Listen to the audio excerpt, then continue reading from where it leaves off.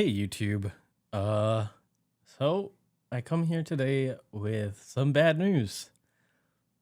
Hearthstone Esports is dead.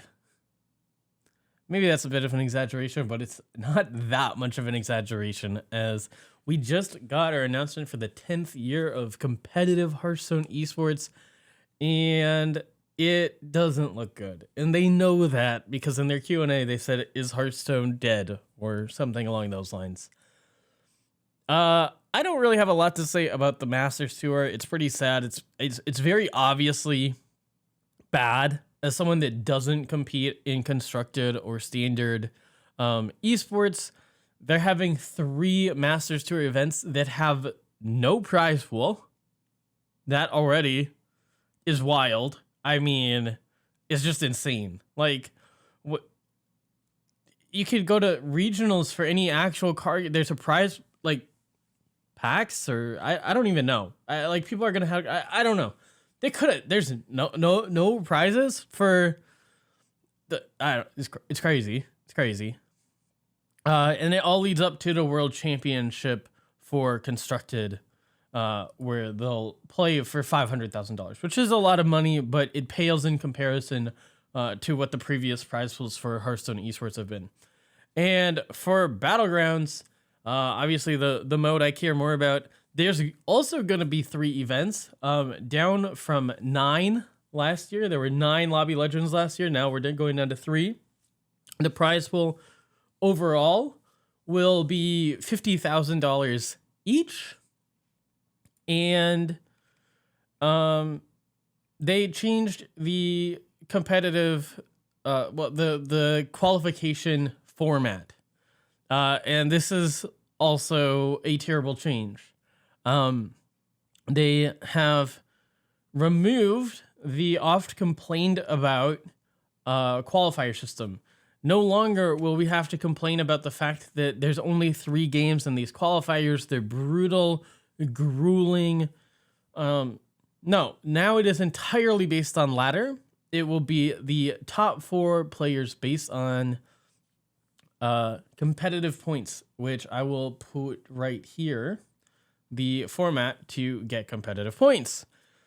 As you can see, it basically completely rewards being in the top 1 to 5 spots. And given how we see the Battlegrounds ladder shake out, it's gonna be the same people in those top 5 spots, and they're gonna be the only people that have a chance to qualify for Lobby Legends. All those other ranks and point marks are completely irrelevant because of how the Battlegrounds ladder works. They are not relevant. It'll be cool to say, hey, I have competitive points, but it doesn't mean anything. You aren't going to get to participate. And yeah, so that is what it is, I guess. There will also be 4 qualifiers from the top overall points across all servers. However, the servers don't have equal competitiveness generally. So we'll see that kind of potentially favor the APAC region, which historically has a little bit less depth to its leaderboard. But again, it's not going to matter that much. You're going to have probably the top 3 across. It's going to be like the top 5 or 6 on each given ladder, because I mean, it just is. So whatever.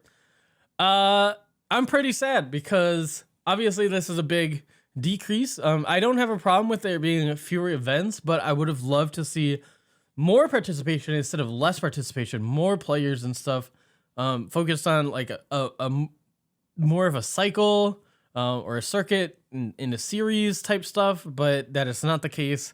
It's just more ladder-based qualification. No one really likes that. It just promotes an unhealthy grind set. It's really bad. And the competitive points, I've talked about this before. It's this perfect opportunity that as you're downsizing the official HS Esports prize pool and prizing and funding and all that, to partner with third-party tournament organizers to award competitive points to a more championship nature that they're trying to present this as, right? They're talking about Battlegrounds, Lobby Legends, Spring Championship. It's not a championship if there's not some culmination of competitiveness to it. And to me, it doesn't feel like that at all. So it's a huge miss. It's a huge miss for me in that they could have had tournaments throughout the spring season, culminating in qualification of, you know, maybe 32 players to the spring championship instead of 16 exclusively based on ladder. No prizes for any of that, right? There's no prize for getting rank 1. You have to make Lobby Legends or there's no reward. And so I think it's a huge missed opportunity. I can't stress how good of an opportunity they had to transition into maybe a more sustainable future for Hearthstone Esports, which is what they talk about in their article.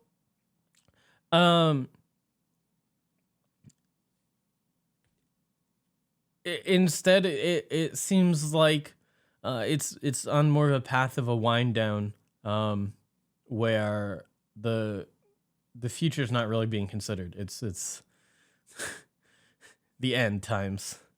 So as much as it's gonna sound dramatic, it's not looking good for Hearthstone Esports.